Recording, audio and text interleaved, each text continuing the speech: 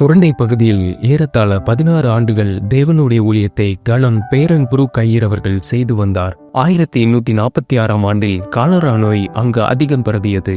ஆனால் மருந்துகள் இல்லாத காரணத்தினால் ஏராளமான மக்கள் பலியாகினர். மேலும் இப்பகுதியில் ஆண்டவரை ஏற்றுக்கொண்ட முதல் தலைமுறை விசுவாசிகளும் கடுமையான எதிர்ப்புகளை சந்தித்தனர்.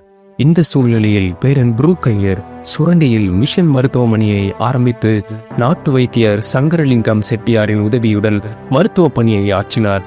குறுகிய காலத்திற்குள் பேரன் புரூக் ஐயரின் மனைவியும் காய்ச்சலால் மரித்து போனார்.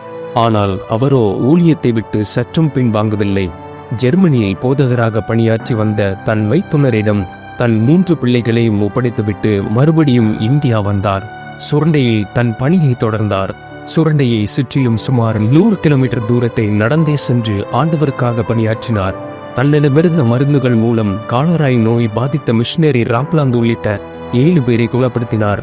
ஆனால் அவரை அந்த நோய் தாக்கிய போது மருந்துகள் அவருக்கு வேலை செய்யவில்லை. 1859ஆம் ஆண்டு மார்ச் 29ஆம் நாளன்று அமைதியாக நித்திய ராஜ்யம் சென்றடைந்தார். வெறும் 41 வயதில் பலியான அர்ப்பணியாளர் பேரன் புரூக்கின் அர்ப்பணம் இன்று நம்மிடம் உண்டா? சிந்திப்பீர்.